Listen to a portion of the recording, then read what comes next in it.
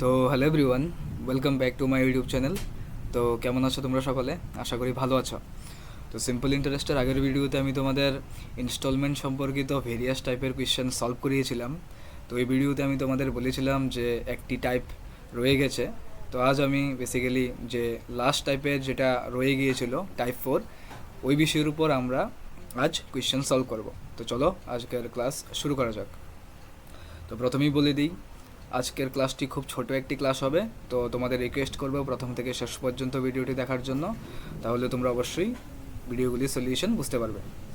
তোমরা দেখতে পাচ্ছ, তো আজ আমরা টাইপ 4-এর কোয়েশ্চেন সলভ করব, যেখানে আমাদের ইনস্টলমেন্টের উপর রেট অফ ইন্টারেস্ট ক্যালকুলেট করতে বলা হবে। তো কিভাবে ক্যালকুলেট করতে হয় চলো আমরা কোয়েশ্চেনের সাহায্যে দেখে নিই। তো তোমাদের প্রথম কোয়েশ্চেন স্ক্রিনের সামনে যেটা দেওয়া আছে, cash price of a pen is 60 rupees. It can also be purchased with down payment of 20 and rest are paid in 6 monthly equal installments of 8 each. Find the rate of interest. তো দেখো কোয়েশ্চেনের মধ্যে আমাদের rate of interest বের করতে বলা হয়েছে। তো basically type 4-এর কোয়েশ্চেনের মধ্যে আমাদের রেট অফ ইন্টারেস্টই ক্যালকুলেট করতে হবে। তো বোঝা গেল কোয়েশ্চেন, আমি তোমাদের বুঝিয়ে দিচ্ছি। তো কোয়েশ্চনে বলা হয়েছে একটি পেন মানে একটি কলম যার দাম কিনা 60 টাকা মানে 60 রুপিস, এই কলমটাকে অন্যভাবেও ক্রয় করা যায়। তো কীভাবে ক্রয় করা যায়? এই কলমটাকে কেউ যদি অন্যভাবে ক্রয় করতে চায় তাহলে ওকে প্রথমত ডাউন পেমেন্ট হিসাবে 20 টাকা দিতে হবে, এবং বাকি যে টাকাটা বেঁচে গেল সেটার উপর ইনস্টলমেন্ট করাতে হবে, এবং প্রতি ইনস্টলমেন্টের ভ্যালু আমাকে দেওয়া হয়েছে 8 টাকা করে। বোঝা গেল? তো এই রেসপেক্টে আমাদের রেট অফ ইন্টারেস্ট বের করতে বলা হয়েছে। তো আমি আশা করছি তোমরা কোয়েশ্চেনটা পুরোপুরি বুঝে গেলে। তো আমি প্রথমে তোমাদের বোঝানোর জন্য যা দেওয়া আছে সবগুলিকে লিখছি। তো প্রথম কি দেওয়া আছে? Price of pen. তো পেনের প্রাইস কত দেওয়া আছে? 60 টাকা। বোঝা গেল? এখন ডাউন পেমেন্ট আমরা কত করলাম? ডাউন পেমেন্ট আমরা ডাউন পেমেন্ট করেছি 20 টাকা, 20 টাকা। বোঝা গেল? তাহলে তোমরা বলো যে আর কত টাকা বাকি থাকলো। বেসিক্যালি আমি বলতে চাইছি যে রিমেইনিং অ্যামাউন্ট কত। রিমেইনিং অ্যামাউন্ট,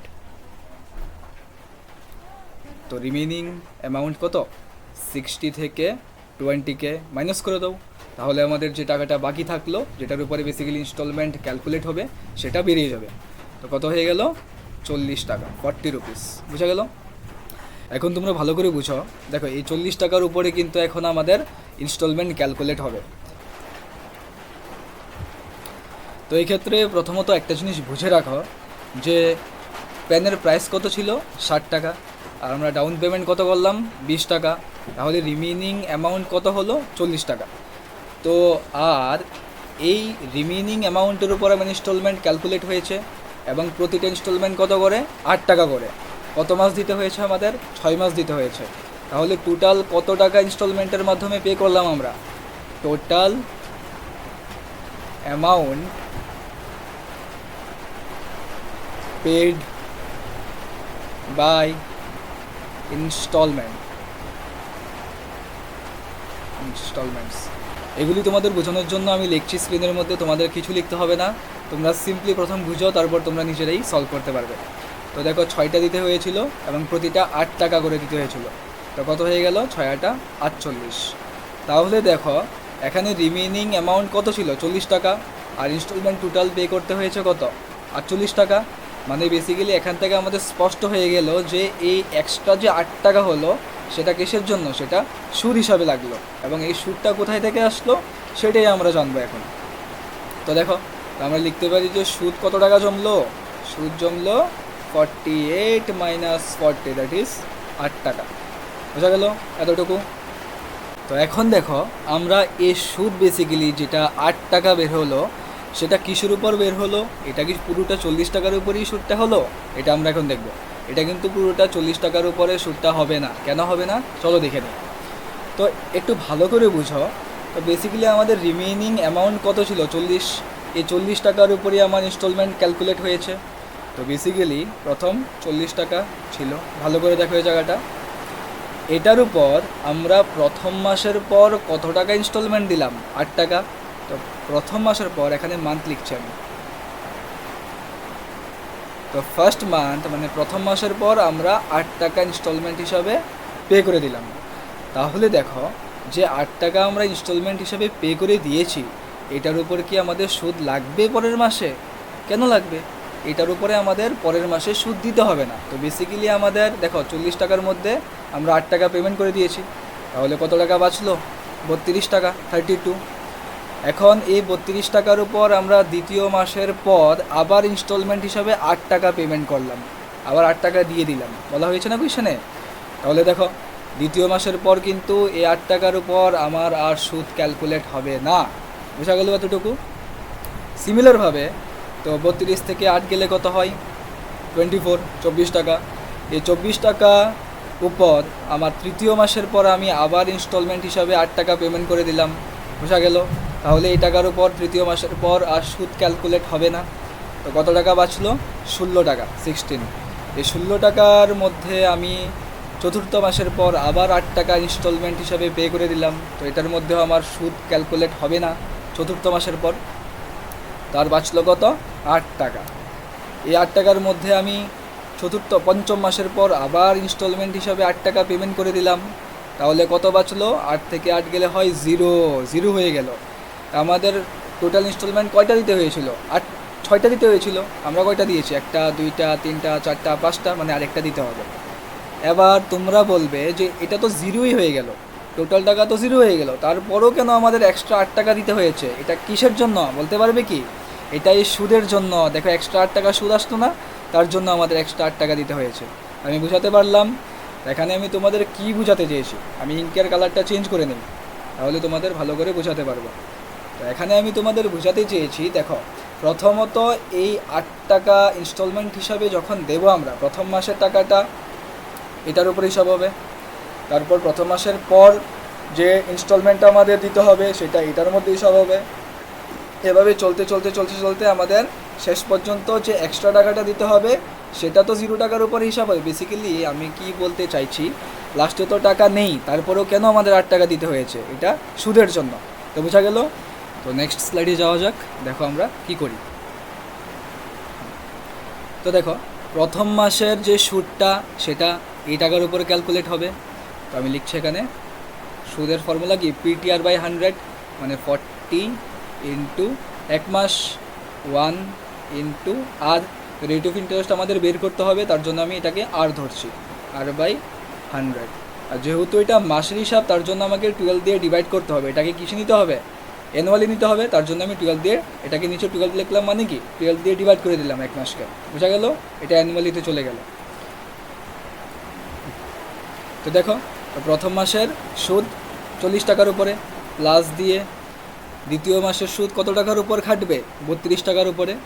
তো দ্বিতীয় মাসের সুদ দিতে হবে 32 PTR, 1 মাসে আবার দ্বিতীয় মাস, ইন্টু R/100 ইন্টু 12। কেন করলাম?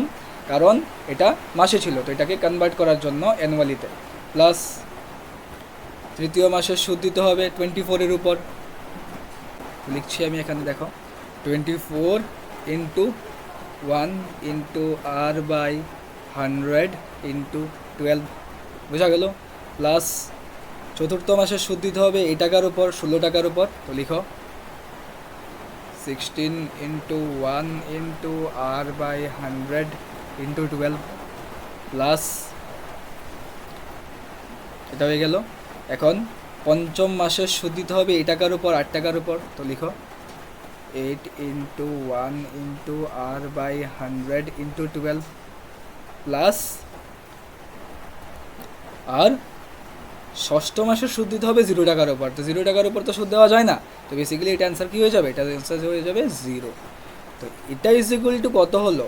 এই সবগুলি সুদের পরিমাণকে যখন আমরা প্লাস করব, যোগ করব, তখন আমরা কত পাবো? তখন আমরা পাবো এই টাকাটা, 8 টাকা। কারণ টোটাল সুদ আমার কত পড়লো? 8 টাকা। এই 8 টাকাটা এটার মধ্যে, এটার মধ্যে, এটার মধ্যে, এটার মধ্যে, এটার মধ্যে, এটার মধ্যে 40, 32, 24, 16, 8, 0, এগুলির মধ্যে অল্প অল্প অল্প অল্প করে করতে করতে করতে করতে এই টোটাল সুদ আমাদের 8 টাকা হলো। বোঝা গেলো বিষয়টা? তো আমি এখানে লিখছি টোটাল সুদ 8 টাকা। সবগুলিকে প্লাস করলে আমি কী পাবো? 8 টাকা। এতটুকু বোঝা গেছে সবার? এখন এটাকে ক্যালকুলেট করে নাও, তোমাদের অ্যান্সার বেরিয়ে যাবে। দেখো তোমরা একটু ভালো করে লক্ষ্য করো, ওর দিচ্ছি আমি এখানে 1 × r/100 কিন্তু প্রত্যেকটার মধ্যে কমন আছে, তো এগুলিকে কমন নিয়ে নাও। 1 × r/100 × 12, আর ব্র্যাকেটে কি আছে 40 + 32 + 24 + 16 + 8 শেষ = 8 হয়ে গেল। ক্যালকুলেশন করো 1 × r/100 × 12 ইন্টু প্লাস করলে কী হবে 40 32 24 16 8 10 12 20 শূন্য হাতে 2 7 8 9 10 11 12 120 হয়ে গেল। ইন্টু 120 = 8। এখানে ক্যান্সেল আউট করতে পারো, 12 দিয়ে করলে হয়ে যাবে 10, 10 দিয়ে করলে হয়ে যাবে এখানে 10। তো বেসিক্যালি আমার আর কত আসলো 10 × 8, দ্যাট ইজ 80%। তো আমার রেট অফ ইন্টারেস্ট কত আসলো 80%। এটা কিন্তু অ্যানুয়ালি, বোঝা গেল? এটা অ্যানুয়ালি, কিন্তু এটা আমাদের মনে রাখতে হবে। তো আমি আশা করলাম তোমরা এটা বুঝতে পেরেছো কীভাবে আমি করলাম। তো এটা তোমাদের ফর্মুলার সাহায্যে আমি তোমাদের করে দেখিয়েছি যে কীভাবে ফর্মুলার সাহায্যে করতে হয়। তো বেসিক্যালি এটাকে আমরা সিম্পলি শর্টভাবেও করতে পারবো, কিন্তু প্রসেসটা সেমই থাকবে। মানে আমরা কিভাবে করব আমি তোমাদের দেখাই এখন। তো দেখো এখানেই দেখো তোমরা যে সিম্পলি আমরা কিভাবে করতে পারতাম।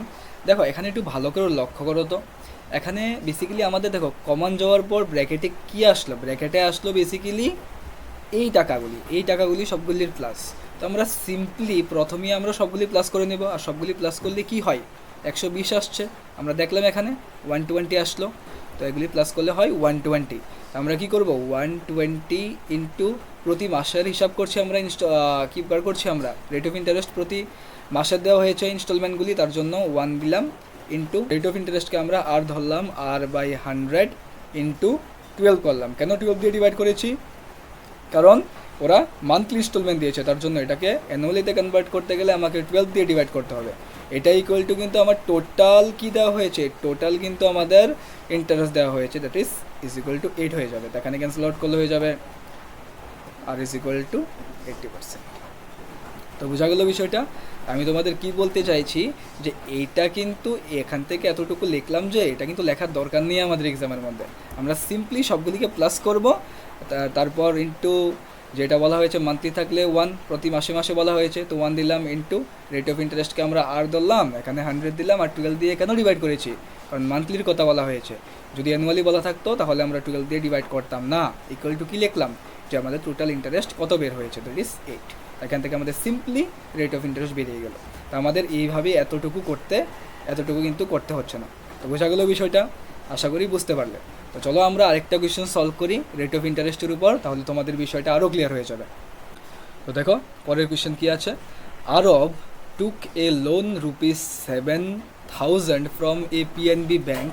After 3 years he pays ₹3,000 to bank, and further 2 years he pays ₹5,450 to bank to finish his debt. Find the rate of interest. Similar question আমাদের রেট অফ ইন্টারেস্ট কিন্তু বের করতে বলা হয়েছে। তো কীভাবে করব আমরা শর্টকাট মেথডে করব, আমরা কিন্তু আজকে কিছু লিখবো না প্রথম কোয়েশ্চেনের মতো, বোঝা গেল? তো ভালো করে লক্ষ্য করো।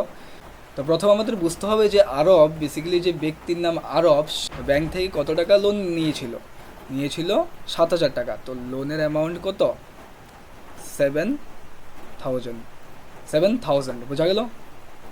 এখন দেখো এখন সে কি করলো 3 ইয়ার্স পর সে ব্যাংকে পেমেন্ট করলো 3,000 টাকা। তো 3 বছর পর সে ব্যাংকে কত টাকা ফেরত দিল 3,000 টাকা ফেরত দিল, এবং তার 2 বছর পর সে ব্যাংকে আবার ফেরত দিল 5,450 টাকা 5,450। তাহলে টোটাল কত ফেরত দিল ব্যাংকে 0,548। বোঝা গেল বিষয়টা? দেখো ব্যাংক থেকে লোন নিয়েছে কত 7,000, আর ওকে টোটাল ফেরত দিতে কত হয়েছে 8,450। কেন দিতে হয়েছে? কারণ এই লোনের উপর কিন্তু ইন্টারেস্ট রেট অফ ইন্টারেস্ট কিন্তু ক্যালকুলেট হয়। তো এক্সট্রা ওকে কত টাকা সুদ দিতে হয়েছে, তো সুদের পরিমাণটা বের করো। সুদ কীভাবে বের করবে, এটা থেকে এটাকে মাইনাস করে দেবে। তো 8,450 মাইনাস 7,000 হয়ে গেল কত 1,450। আশা করছি তোমরা বুঝতে পেরেছো এতটুকু জায়গা। এখন যেটা মেন বোঝার বিষয় সেটা হলো এই সুদ যে দিতে হয়েছে 1450 টাকা, এই সুদটা কত টাকার উপর হিসাব হয়েছে?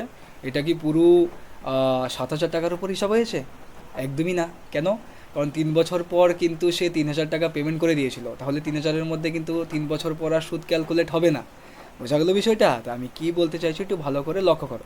তো দেখো, প্রথম ফার্স্ট ইয়ার লিখছে এখানে, first, second, third, fourth, fifth. বোঝা গেল? প্রথম বছর সে কিছু পেমেন্ট করেনি, মানে বেসিক্যালি প্রথম বছরের যে সুদটা সেটা 7000 টাকার উপরেই ক্যালকুলেট হয়েছে। এত টাকা নিয়েছিল, 7000 টাকার উপরেই ক্যালকুলেট করেছে, কারণ প্রথম বছরের মধ্যে কিছু রিটার্ন করেনি সে। দ্বিতীয় বছরও কিছু রিটার্ন করেনি, তো 7000 টাকার মধ্যেই ক্যালকুলেট হয়েছে সুদ। তৃতীয় বছরও কিন্তু 7000 টাকার মধ্যেই ক্যালকুলেট হয়েছে সুদ। এবং যখন তৃতীয় বছর শেষ হয়ে গেল, তখন কিন্তু আরব ব্যাংকে 3000 টাকা ফিরিয়ে দিল বেসিক্যালি। বোঝা গেল বিষয়? তো 7000 থেকে 3000 মাইনাস করে দাও, কত বাঁচলো? 4000। এখন তৃতীয় বছরের পর যখন চতুর্থ বৎসর এবং পঞ্চম বৎসরে যাবে, তখন কিন্তু সুদটা কিন্তু 7000 টাকার মধ্যে আর ক্যালকুলেট হবে না। কেন বলো তো? কারণ 3 বছরের পর তো সে 3000 টাকা দিয়ে দিল ব্যাংকে, বাকি কত থাকলো? 4000 টাকা। এই 4000 টাকার উপর এখন সুদ ক্যালকুলেট হবে। বোঝা গেল? চতুর্থ বৎসর এবং পঞ্চম বৎসর। তো আশা করছি আমি এই জায়গাটা তোমাদের বোঝাতে পেরেছি। যদি না বুঝো তাহলে আবার ভিডিওটা দেখো, তোমরা বুঝে যাবে একদম সিম্পলিতে। তো এখন দেখো, তো আমি তোমাদের কি বলেছিলাম যে এই সবগুলিকে প্লাস করো, তাহলে আমাদের টোটাল প্রিন্সিপাল বেরিয়ে যাবে। তো 0 0 0 7 7 14 আর 7 21 প্লাস 8 কত হয়? 29। তো টোটাল আমার প্রিন্সিপাল কত হলো? 29000, মানে 29000। বোঝা গেল? এখন রেট অফ ইন্টারেস্ট আমাদের বের করতে হয়েছে, তো আমি ধরবো যে R%। আর এটা বলা হয়েছে তোমাদের, হ্যাঁ মান্থলির কথা বলা হয়নি, এটা অ্যানুয়ালির কথা বলা হয়েছে, কারণ প্রতি 3 বছর পর, তারপর 2 বছর পর ফেরত করলো। তো দেখো এখানে, তো প্রিন্সিপাল সুদের ফর্মুলা কি হয়? প্রিন্সিপাল ইন্টু টাইম, এখানে প্রতি বছর 1 into rate of interest r by 100 is equal to সুদ। এটা সুদের সূত্র না, ফর্মুলাটা কিসের? সিম্পল ইন্টারেস্টের। তো সিম্পল ইন্টারেস্ট কত আসলো? 1450, 1450। এখন কোয়েশ্চেন হলো, আমি নিচে কেন 12 লিখিনি? কারণ এটা মান্থলি বলা হয়নি, এটা অ্যানুয়ালি বলা হয়েছে, তো আমি নিচে 12 কেন লিখবো? এখানে ক্যালকুলেশন করো, 0 0 ক্যান্সেল আউট হয়ে গেল, তো বাঁচলো কত? R is equal to 1450 divided by 290। 0 0 cancel out হয়ে গেল, 5 দিয়ে ক্যান্সেল আউট করলে হয়ে যাবে, দেখো 5 নং 45-এর 5, হাতে 4, 5 গুণে 10,000, 14। Yes, correct, 5%। তো রেট অফ ইন্টারেস্ট আমাদের এই কোয়েশ্চেনের রেসপেক্টে কত আসলো? 5%। তো আমাদের অপশান নাম্বার এ হয়ে যাবে আমাদের কারেক্ট অ্যান্সার। তো আশা করছি আমি তোমাদের বোঝাতে পেরেছি যে কোয়েশ্চেনটা কীভাবে সলভ করেছি আমি, এবং তোমরা কীভাবে সলভ করবে এক্সামের মধ্যে স্মার্ট অ্যাপ্রোচে। তো আজ ক্লাসের মধ্যে 2টি কোয়েশ্চেনই ছিল রেট অফ ইন্টারেস্ট বের করার। তো রেট অফ ইন্টারেস্টের 2টো কোয়েশ্চেন শেষ করার সাথে সাথেই আমাদের ইনস্টলমেন্টের যে বিভিন্ন টাইপের কোয়েশ্চেন থাকে এক্সামের মধ্যে, সেগুলিও শেষ হয়ে গেল। তো আমি তোমাদের কাছে রিকোয়েস্ট করব যে তোমরা যদি প্রথম ভিডিওটা না দেখে থাকো, তাহলে তোমরা প্রথম ভিডিওটা অবশ্যই দেখবে। ওইখানে আমি তোমাদের 3টি টাইপের কোয়েশ্চেন বলেছিলাম যে ইনস্টলমেন্টের উপর আর কী টাইপের কোয়েশ্চেন থাকতে পারে। তো তোমরা যদি না দেখে থাকো তাহলে অবশ্যই ভিডিওটা দেখবে, তোমাদের ইনস্টলমেন্ট টপিক পুরো ক্লিয়ার হয়ে যাবে। তো আজ যেটা বাকি ছিল সেটাও করিয়ে দিলাম। তো আমরা আবার নেক্সট ক্লাসে দেখা করব অন্য একটি টপিক নিয়ে, সিম্পল ইন্টারেস্টের। ততক্ষণের জন্য শিখতে থাকো, প্র্যাকটিস করতে থাকো। তো বাই।